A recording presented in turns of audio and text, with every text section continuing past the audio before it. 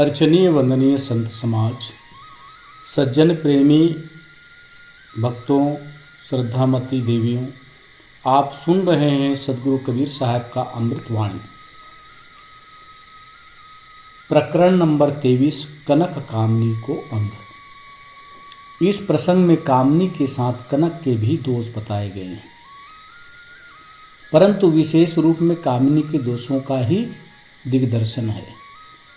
स्त्री की आसक्ति पुरुष के मन में तथा पुरुषों की आसक्ति स्त्रियों के अंतःकरण में अत्यंत प्रबल है।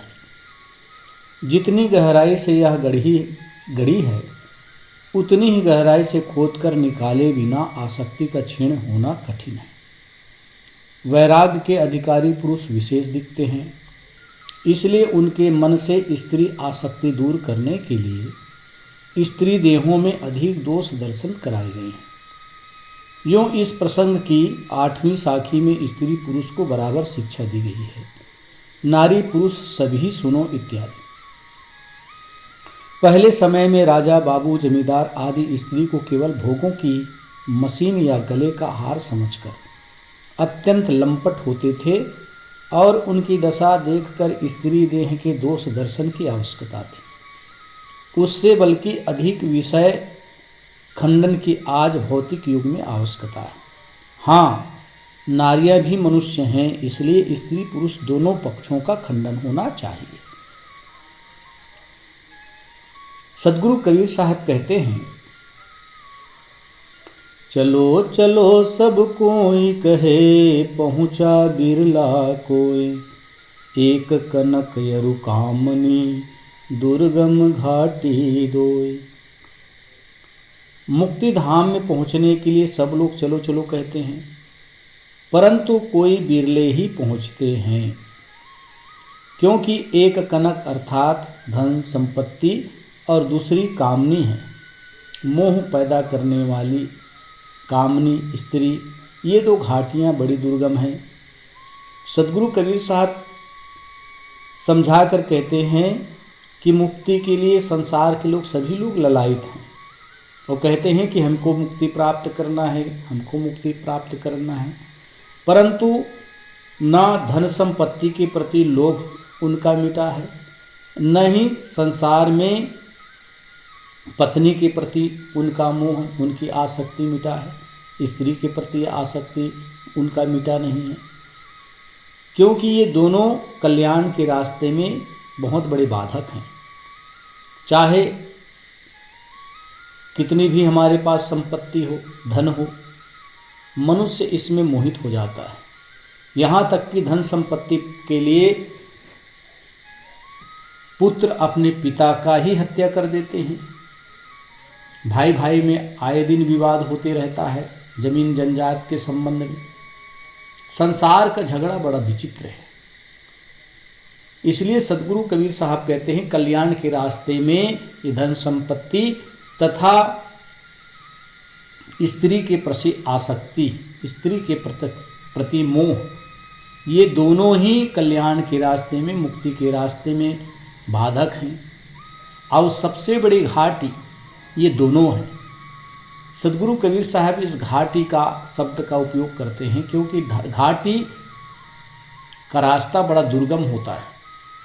उसी प्रकार साहब कहते हैं कि कनक कामनी दो बहुत बड़े घाटी हैं, इनसे पार होना, इनसे मुक्त होना बहुत मुश्किल है। एक कनक और कामनी, दो अगिन की झाल, देखत ही ते पर जरे, परसि करे पैमाल। कनक और कामनी दोनों अग्नि की ज्वालाएं हैं। जिस प्रकार से अग्नि में ज्वालाएं धधकती रहती है, उड़ती रहती है, उसी प्रकार धन संपत्ति के विषय में मन में लोभ उत्पन्न रहता है। कामनी के प्रति मोह, आसक्ति बनी रहती है। निरंतर मन में ये दोनों ज्वालाएं धधकती रहती है। इनको देखते ही विवेक वैराग्य के पंख जल जाते हैं। सदगुरु कबीर साहब कहते हैं, विवेक और वैराग्य के पंख ये दोनों को देखने से ही जल जाते हैं, और स्पर्श करने से तो ये मनुष्य को निकम्मा बना देते हैं। सदगुरु कबीर साहब कहते हैं कि अगर धन संपत्ति के प्रति आसक्ति हो गई, स्त्री पुत्र के प्रति आसक्ति हो गई, तो सदगुरु कहते हैं कि विवेक वैराग्य के पंख दोनों जल जाते हैं और इनको स्पर्श करते ही मनुष्य को निकम्मा बना देता है। इसलिए इससे सावधान रहने की जरूरत है। एक कनक अरु कामनी विष फल लिया उपाय, देखत ही ते विष चढ़े चाखत ही मरी जाए। कनक कामनी रूपी विष फलों को मनुष्य ने तोड़ लिया, इसको देखते ही विष चढ़ जाता है और चखने पर तो मर ही जाता है। सदगुरु कबीर साहब कहते हैं ये कनक कामनी रूपी दो फल बहुत जहरीले हैं, बहुत खतरनाक है। ये कल्याण के रास्ते के सबसे बड़ी बाधक और रूढ़ा है। साहब कहते हैं इसको देखते ही विष चढ़ जाता है। एक तो सर्प डसने से विष चढ़ता है, लेकिन कनक और कामनी को देखते ही मन में इसके प्रति आसक्ति, इसको भोगने की आसक्ति रूपी विष चढ़ जाता है और चखने पर तो मर ही जाता है। सदगुरु कहते हैं कि इसको चखने से आदमी की मृत्यु हो जाती है, अर्थात वो कल्याण का कार्य कभी नहीं कर सकता। एक कनक अरु कामनी तजिए भजिए दूर, गुरु बिच पारे अंतरा जमदेसी मुख धूर। कनक और कामनी को त्याग कर दूर भागो। सदगुरु कहते हैं कि कनक और कामनी इनसे हमेशा दूर रहना चाहिए। ये गुरु के बीच में भेद डालते हैं, अंत में कुवासनाएं मुख में धूल झोंकती है, कष्ट देती है। जो या घाटी लंघे सो जन उतरे पार, या घाटी से आखड़े ताको वार न पार।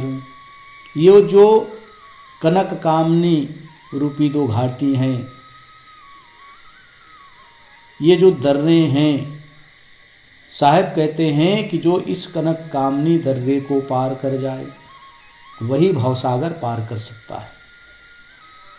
इस दर्रे में फिसल जाने से तो उसका कहीं ठिकाना नहीं। सदगुरु कबीर साहब कहते हैं ये जो दोनों घाटियां हैं, इसको पार कर लेने से ही संसार के भवसागर से पार हो सकता है। और अगर इस घाटी में फिसल गए तो उसका कोई ठिकाना नहीं, वो कभी भी अपने जीवन में कल्याण की प्राप्ति नहीं कर सकते। नारी निरखी न देखिए, निरखी न की जय गौर, देखत ही ते विष चढ़े मन आवे कुछ और। स्त्रियों को घूर कर मत देखो। अगर कल्याण चाहते हो, अगर तुम साधना के पथ में हो, रास्ते में हो, तो किसी भी स्त्रियों को घूर कर मत देखो। सहसा उन पर दृष्टि चली जाए तो शीघ्र ही नम्र कर लो, आंखें झुका लो, उसे देखकर चिंतन ना करो, क्योंकि इसको देखते ही शरीर में विकार का विष चढ़ जाता है और मन में कुछ बुरी ही भावनाएं जागृत हो जाती है। इसलिए संसार की समस्त स्त्रियों को माँ, बहन, बेटी के तुल्य समझो। अगर साधना के पथ में हो, कल्याण करना चाहते हो, तो अपने से बड़े स्त्री को माँ के समान, अपने के बराबर स्त्री को बहन के समान और अपने से छोटे स्त्री को बेटी के समान, तब मन में किसी भी प्रकार से बुरी ख्याल नहीं आएगा। नारी पुरुष की स्त्री, पुरुष नारी का पूत, या ही ज्ञान विचारी के छाड़ी चला अवधूत। नारी पुरुष की स्त्री है और पुरुष नारी जाति का पुत्र है। माता की जाति नारी से वैश्विक संबंध जोड़ना उचित नहीं है। साहब कहते हैं नारी पुरुष की स्त्री है, नारी पुरुष की स्त्री और पुरुष नारी जाति का पुत्र है। ऐसा ज्ञान विचार कर कितने महापुरुष स्त्री को त्याग कर विरक्त हो जाते हैं। सद्गुरु कहते हैं कि जो विचारक हैं, जो परमार्थी हैं, कल्याणार्थी है और अपना भला चाहते हैं, तो समस्त स्त्रियों को माँ के समान जानकर, बहन के समान जानकर, पुत्री के समान जानकर उनसे दूर रहकर साधना करनी चाहिए। साहब कहते हैं कि कितने महापुरुष ऐसा समझ कर के विरक्त हो गए, संत हो गए। नारी पुरुष सब ही सुनो, यह सतगुरु की साख, विष फल फले अनेक हैं, मति कोई देखो चाख। हे कल्याणार्थी नारी पुरुषों, सद्गुरु की यह प्रामाणिक बात सब कोई सुनो। विषयों के अनेक विस्मय फल फले हैं, उसे कोई खाकर मत देखो, दूर से त्याग करो। सद्गुरु कहते हैं कि हे कल्याणार्थी नारी पुरुषों, सद्गुरु की वही वाणी है कि दूर से ही नारी जाति को देखकर उससे दूर ही रहो और मन में जरा भी उनके प्रति गलत ख्याल ना करो। इसलिए सद्गुरु कबीर साहब सजग करते हुए समझाते हैं, क्योंकि मन में कुविचार कुभावनाएं घर कर जाती है और मनुष्य पतित हो जाता है। अनेक प्रकार के कुचिंतन मन में उठते हैं, इसलिए सद्गुरु सजग करते हैं। पर नारी पैनी छुरी, बिरला बाँचे कोई, कबहू छेड़ी न देखिए, हंसी हंसी खावे रोए। पराई स्त्री तीव्र तलवार है। साहब कहते हैं दूसरे की स्त्री को तीव्र तलवार की धार की तरह है, इससे कोई बिरला बचता है। इसको छेड़कर कोई मत देखो, यह हंस हंस कर तथा रो रो कर दोनों प्रकार से खाती है। सद्गुरु सावधान करते हैं कि किसी भी स्त्री को गलत निगाह से मत देखो, न छेड़खानी करो। इसको छेड़कर कोई मत देखो, क्योंकि वह हंस हंस कर तथा रो रो कर वो दोनों प्रकार से जीव को ग्रसित कर लेता है। पर नारी पैनी छुरे, बिरला बाँचे कोई, न वह पेट संचारिये, जो सोने की होय। पराई स्त्री रूपी तेज छुरी से बिरले बचते हैं। पराई स्त्री यदि सोने जैसी सुंदरी हो तो भी उसका प्रेम हृदय में किंचित भी ना घुसने दो। सद्गुरु कबीर साहब का अपना अनुभव के आधार पर कहते हैं कि पराई स्त्री कोई भी हो, वह तेज छुरी के समान है और उससे बिरले बिरले बचते। इसलिए पराई स्त्री यदि सोने के समान सुंदरी हो, बहुत ही सुंदर हो, तो भी उससे प्रेम हृदय में किंचित भी ना घुसने दो। उसके प्रति प्रेम, उसके प्रति आसक्ति अपने मन में ना बनाओ। पर नारी का राचना, जो लहसुन की खान, कोने बैठे खाइए, परगट होय निदान। पराई स्त्री में प्रेम करना लहसुन खाने के समान है। जैसे कोई मनुष्य लहसुन खा ले तो दूर से ही उसकी गंध नाक में आ जाता है, दूर से ही पता चल जाता है कि यह लहसुन का सेवन किया है। साहब कहते हैं जैसे लहसुन एकांत में खाओ तो भी उसकी गंध से अंत में लहसुन खाना प्रकट हो जाता है। कोई भी मनुष्य जान जाते हैं कि यह लहसुन का सेवन किया है। ऐसे उसके गंध होते हैं, उसके तीव्र गंध होते हैं। वैसे कितना ही छिपाकर पराई स्त्री से प्रेम करो, अंत में बिना उसके खुले रह नहीं सकता, वो प्रकट होगा ही। इसलिए सावधान रहो। अपनी स्त्री है, अपनी स्त्री से प्रेम करो, लेकिन दूसरे स्त्री को किसी भी प्रकार से नज़र उठा कर ना देखो, कुदृष्टि से ना देखो, कुभावना से ना देखो। जो कब हूँ के देखिए वीर बहिन के माए, 8 पहर अलगा रहे ताको काल न खाए।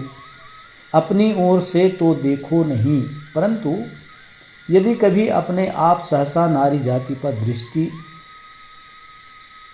जड़ जाए तो समान अवस्था वाली में भाई बहन का भाव लगाओ और अधिक अवस्था वाली को माता तुल्य विचारो। जो 8 पहर नारी जाति से मन वचन कर्म से दूर रहता है उसको काम कल्पनाएं खा नहीं सकती। सदगुरु कबीर साहब कहते हैं कि यदि मान लो स्त्री को देखना ही पड़ जाए तो साहब कहते हैं कि अपने बराबर की स्त्री को बहन के समान, भाई बहन के समान समझो, और अधिक अवस्था वाली हो गई, अपने से बड़ी हो तो माता तुल्य समझो। और जो 8 पहर नारी जाति से मन वचन कर्म से दूर रहता है उसको कभी भी काम वासनाएं डिगा नहीं सकता। सरब सुने की सुंदरी आवे वास सुवास, जो जननी होए आपनी तऊ न बैठे पास। सर्वांग स्वर्णमय सुंदरी हो और उसके अंगों से सुगंधी बिखरती हो, यदि अपनी ही माता हो तो भी पास मत बैठो। सदगुरु कबीर साहब कहते हैं कि स्त्रियों से हमेशा सावधान रहो, अपना ज्ञान वैराग्य अपने मन में दृढ़ रखो और किसी भी स्त्री चाहे कितना ही सुंदर क्यों ना हो, उसके शरीर से सुगंधी क्यों ना बिखरती हो, साहब कहते उससे दूर रहो। अगर दूर नहीं रहोगे तो एक दिन आसक्ति बनेगी और धीरे धीरे मन में उनके प्रति राग पैदा होगा, फिर साधना पथ से विचलित होकर पथभ्रष्ट होना पड़ेगा। 7 दीप 9 खंड में सबसे फगवालीन, ठाढ़ी कहें कबीर सो तुमने कछु न दीन। इस कनक कामनी ने 7 खंड 9 द्वीपों में सबसे विषय उपभोग का फगुआ ले लिया, परंतु खड़ी होकर कबीर साहब से कहती है कि तुमने मुझे कुछ भी नहीं दिया। सदगुरु कबीर साहब से कनक कामनी ये कहती है कि हे कबीर, मैं तेरे पास आई, तेरे पास खड़ी रही, लेकिन तूने मुझे कुछ नहीं दी। तो इस प्रकार से सदगुरु कबीर साहब सावधान करते हैं कनक और कामनी से, और हर मनुष्य को, हर साधक को कनक और कामनी से सावधान रहने की जरूरत है। बाल ब्रह्मचारी विरक्त आत्मा सदगुरु श्री कबीर साहब को जो सज्जन अपने भूलवश एवं कल्पित कहानियों के आधार पर गृहस्थ सिद्ध करने का दुराग्रह करते हैं, वे इस प्रसंग को पढ़कर या सुनकर गंभीरतापूर्वक विचार करें। सदगुरु कबीर साहब तो महान विरक्त संत हुए हैं, लेकिन लोगों ने, कुछ लोगों ने, लेखकों ने कबीर साहब के विषय में उलूल जुलूल बातें कही है कि कबीर साहब का विवाह हो गया, तो कबीर साहब की पत्नी थे, कबीर साहब के बच्चे थे। लेकिन इस ज्ञान के माध्यम से आप समझ सकते हैं तो कबीर साहब कितने महान विरक्त पुरुष रहे, बाल ब्रह्मचारी, अखंड वैराग्यवान। सदगुरु कबीर के जीवन चरित्र में जहाँ उन्हें गृहस्थ सिद्ध किया गया हो, एकदम कपोल कल्पित एवं मनगढ़ंत है। सदगुरु की वाणी से ही उनके आचरणों के विषय में विवेक करना चाहिए। साथ साथ पूरी कबीरपंथ परंपरा उनको विरक्त मानती है। संसार में जितने भी कबीरपंथ के हैं उनके अनुयायी हैं, सभी कबीर साहब को महान विरक्त संत मानते हैं। इसलिए सज्जनों, दूसरे के कपोल कल्पित बातों को मन में रखकर कबीर साहब को गृहस्थ ठहराने की कोशिश ना करें। कबीर साहब तो एक महान विरक्त संत हैं, उनके प्रत्येक ज्ञान अमृत के समान है। जो चिंतन करता है, जो मनन करता है, वास्तविक में अपने सारे भवबंधन से वह मुक्त हो जाते हैं। इसलिए सज्जनों, कबीर साहब के इस अमृतमय वचन को मनन करें, चिंतन करें।